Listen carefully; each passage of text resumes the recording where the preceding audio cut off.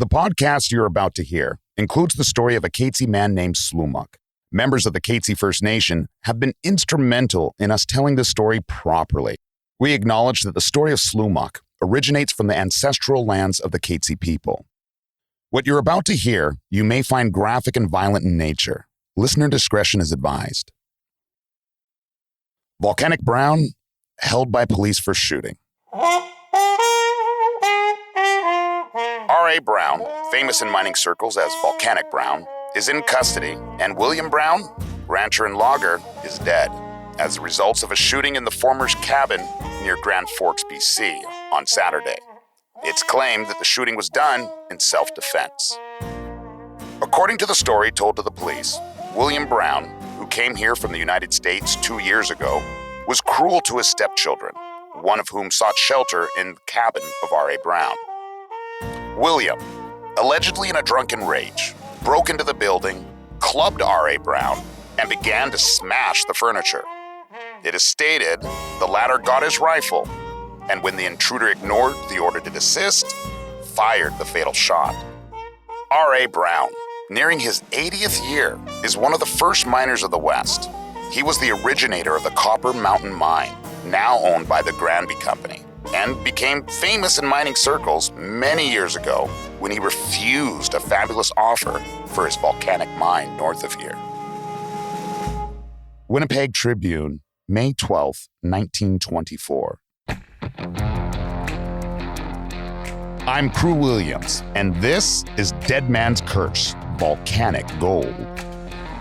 Episode 5, Rising from the Ashes. What you just heard is a newspaper article detailing how Volcanic Brown shot William Brown, of no relation, in self-defense in Grand Forks, BC. By all accounts, Volcanic was an elderly man, being accosted in a drunken rage by a younger man, which is very similar to what happened in season 1 of this podcast. You'll remember in that court case, an older indigenous man named Slumuk shot Louis B. in what we believe could have been self-defense in 1890. And the outcome, almost 35 years earlier, was very different. Life in the Wild West was rowdy and lawless. Shootings happened often, and you didn't know if after a major boom, there would be a bust. This is the world where Volcanic Brown made a name for himself. He rose from the ashes, time after time, like a mythical phoenix, and in the process became a legend. His legend was filled with ghost towns, mysteries, and treasures. But before we get to it, let's travel back to the end of the 19th and the beginning of the 20th centuries. Copper has been used in electrical wiring since the invention of the telegraph in the 1820s. Then came the telephone in 1876, which created further demand for copper wire as an electrical conductor.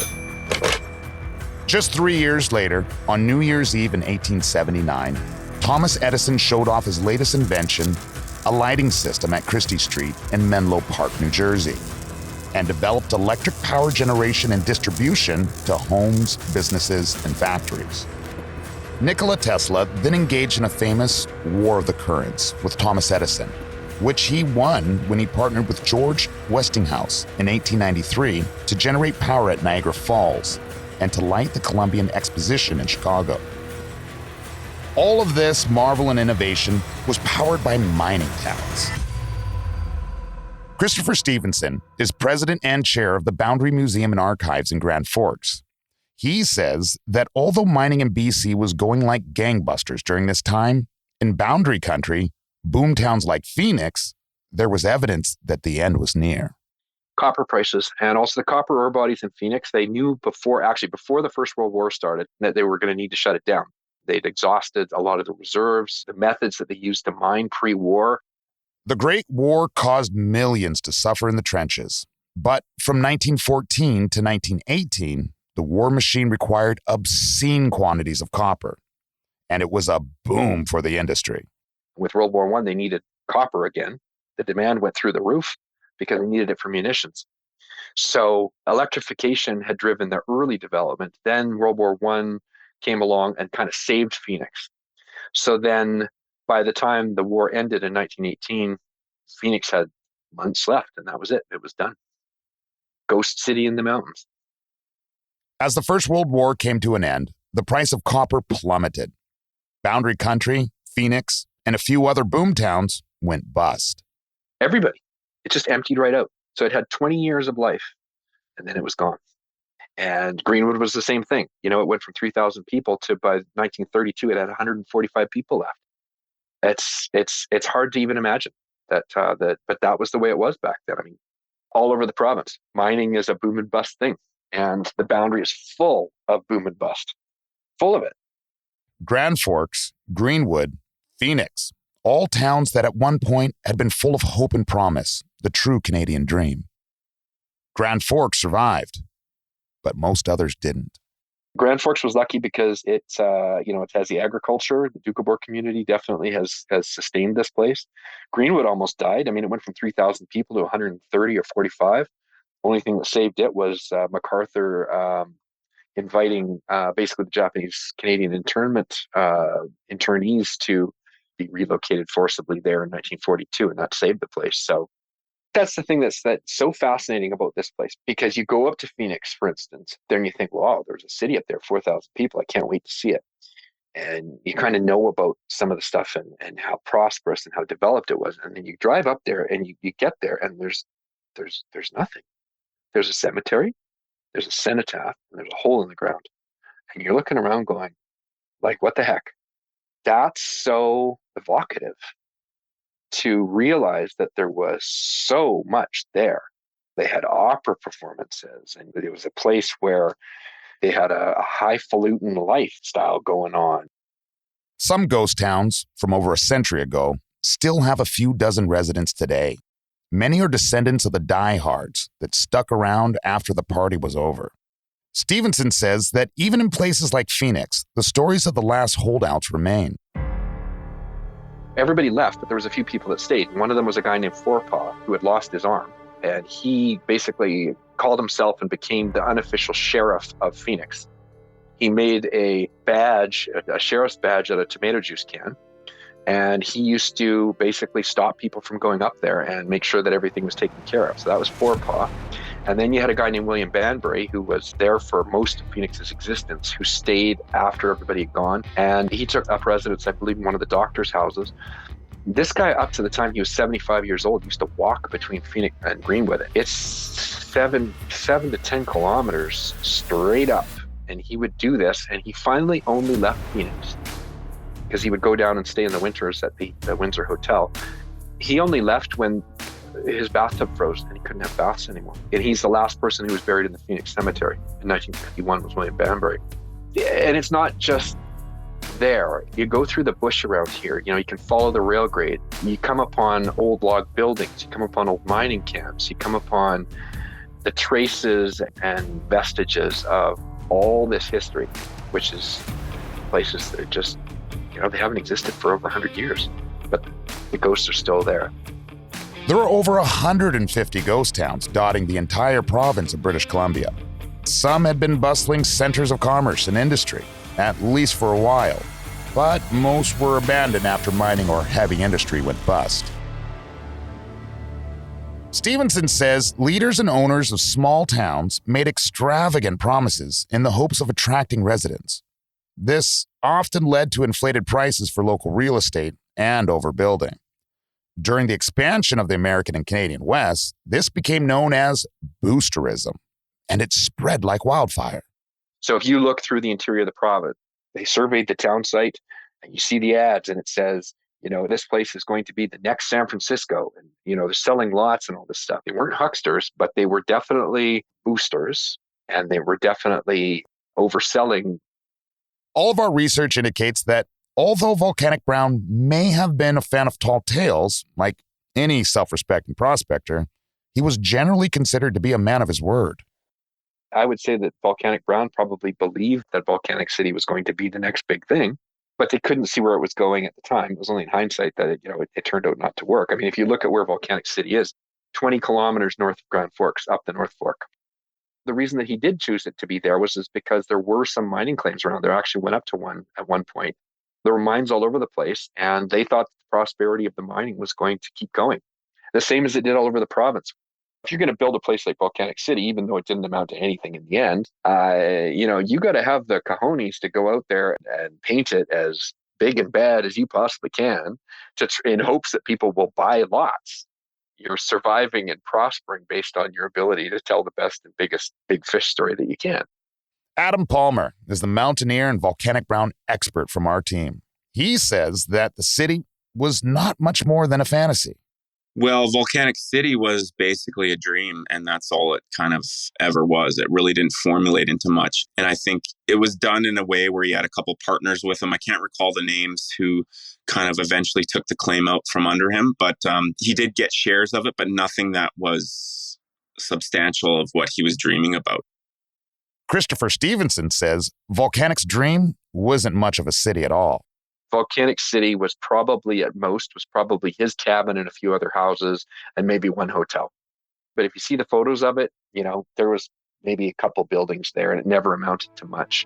And then he moved on and left behind the legacy, left behind the road I think it's called Volcanic City Road or Volcanic Road.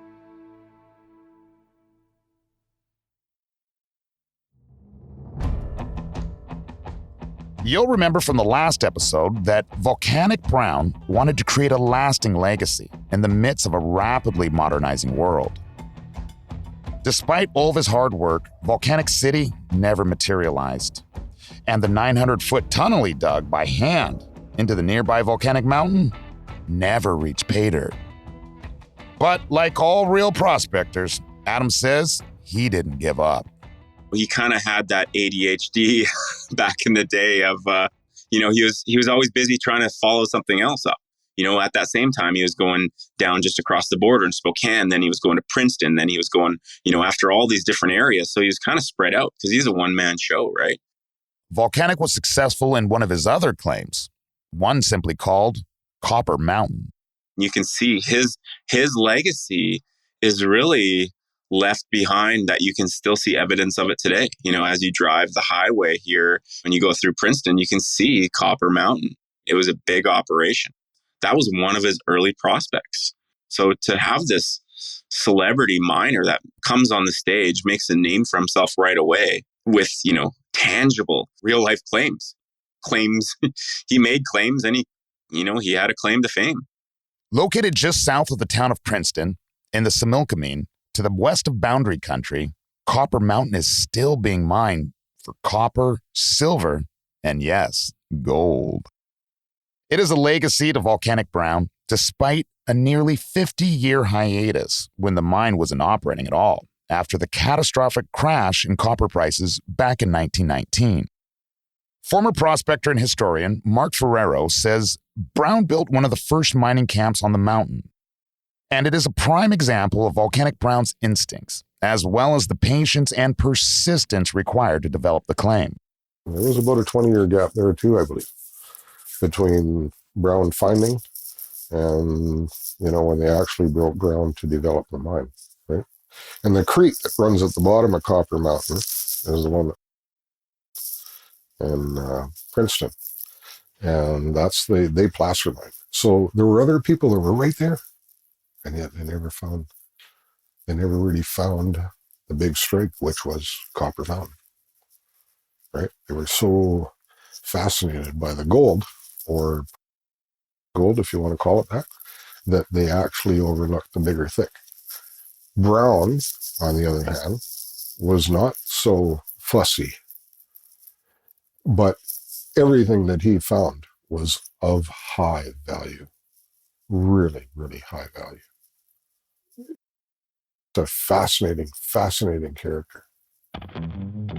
When Volcanic Brown was first given his nickname in the press on September 6, 1899 by the Nelson Tribune, the article went on to say that he netted $40,000 cash when someone issued a bond on his Sunset copper claim about 200 kilometers northwest of Grand Forks. $40,000 cash in 1899 is worth just over $1.3 million today. Because of this success, folks also started calling him Sunset Brown. Just another one of his many nicknames. Volcanic Brown, Sunset Brown, it didn't matter what you called him. He was in the money. In fact, he took a portion of those earnings to have himself fitted with a full set of gold teeth. The same teeth, Adam Palmer is convinced, hold the key to the mystery behind Slumok's lost mine. And there's more. Marc Ferrero is a steadfast guardian of stories of prospectors and mining in British Columbia. And he happens to own an heirloom said to have been part of Volcanic Brown's collection. There's been a few characters in the folklore of mining history in BC that's really interested me in one. There's the ring. I've lost the provenance, which is a real shame. So there is a picture in the BC archives with Brown in a suit and a top hat and a cane. He's sitting in a chair, I believe, and he's got his hand on top of the cane in the ring. Up for auction in Vancouver was a large golden emerald ring that he says once belonged to Volcanic Brown. I purchased that ring for $1,000. This particular ring was part of the people that bought out his claims for. This was part of the deal. He got money, of course, and this ring was a gift for the sale. And they took a picture of him. I don't even know where the ring went after that. I have no idea. There's only one photo of him, and it's a good photo. The provenance had a picture, and there was a letter attached. There were 3 men, if I recall correctly, that bought the claims at Copper Mountain, and they all signed the paper for this. Now, this was, I guess, custom made. Brown, I doubt, wore it more than the once for the photograph. And whatever happened to it after that and how it came to this auction in Vancouver, I have absolutely no idea. Christopher Stevenson says that despite Volcanic Brown's flamboyance and eccentricities, he was able to attract and keep friends. That included some of the leading families in Grand Forks, such as Dr. George Averill and his wife Flora. I think it's really interesting because Averill built Golden Heights, and Averill was, I believe, a dentist who came up from the States, and he built the biggest house in the Boundary. So Golden Heights is the largest and was most ostentatious. He basically spared no expense. They came up and they were the highest levels of society. Obviously, Volcanic Brown, he was running in those circles to some extent. He must have been, which then speaks to the idea that he wasn't just some wild-eyed, bearded, crazy guy coming out of the bush spinning yarns, that he had the credibility to be able to command enough respect to get somebody like Averill and others, obviously, to invest. That's a pretty good indication of where he stood in society. He was respected enough that they would invest their money in ideas. Volcanic Brown had established himself as part of the community in Grand Forks. Adam Palmer said the city allowed him a home base from which he can continue to do what he loved most, prospecting. Grand Forks is where he lived for a lot of that time during those years. He was known to show up at the community. He was very well liked. He would participate in dances, town hall meetings. He was active. He was very much into the community of Grand Forks, and he was known as a kind of a protector or a good person, is what it was said. So there's some evidence that he was actually involved in the community, but then he would leave for expeditions, is what they called it. He would be gone for months at a time on expeditions. And that to me is like, that's kind of his way of, okay, I've had I'm going to touch base, connect, have a good balance of connecting and relationship building, and then leave. Kind of like me, is like, I love to have the connections and socialize, but then you know what? I need to get out. You have to have a balance. You have to have both, really. And I think that's what he was. He was balanced.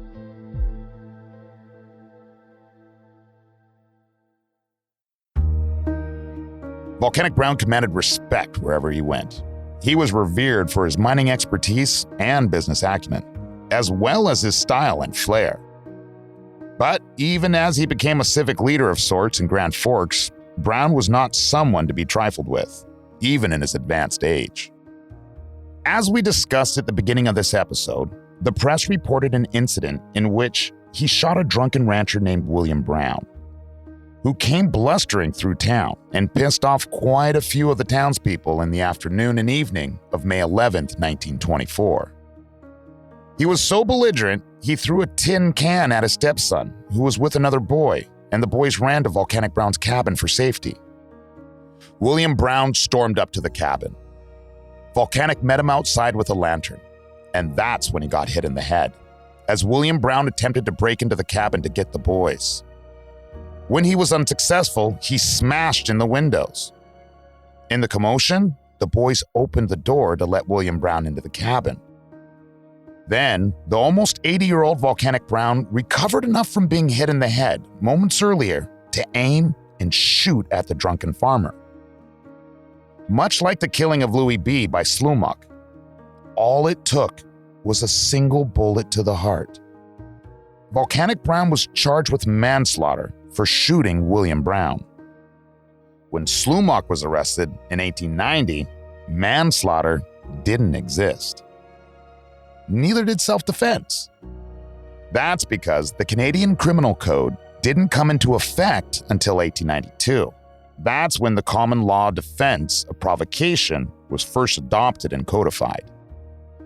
It's also when the definition of culpable homicide as manslaughter was first introduced. 32 years later, while awaiting the court's opinion, Brown spent nights in a cell at Grand Forks Jail, but was granted the occasional walk downtown to see friends.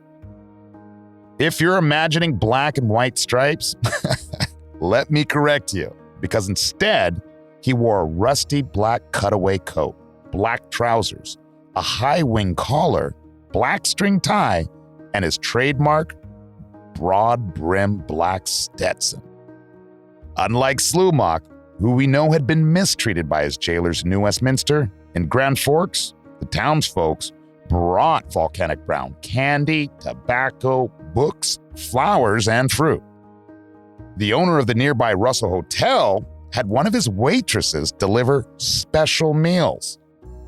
This was a stark contrast to the treatment Slumac received.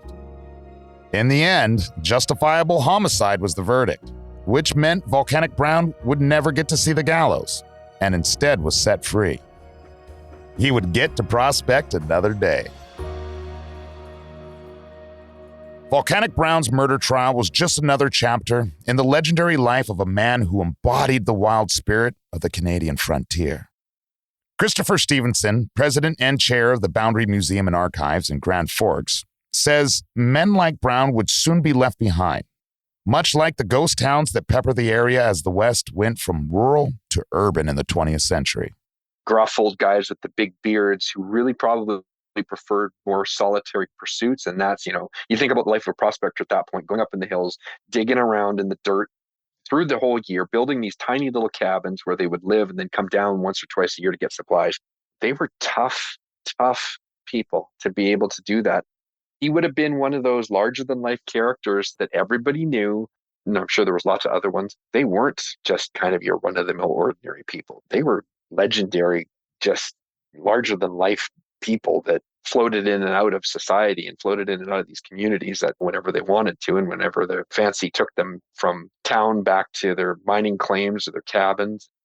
Part of the reason we remember people like Volcanic Brown today is because of how exceptional they were back in their own time. As a prospector and an entrepreneur myself, I can't help but say that I'm a little bit inspired by folks like Brown, and they inspired Stevenson as well. The last of a dying breed of a type of people who existed back in the 1800s, Civil War, the Wild West, the gunfights. And then by the 1920s, they were kind of the last vestiges of that previous era. I liken Volcanic Brown to that. He was the last vestiges of a previous time that would never exist again.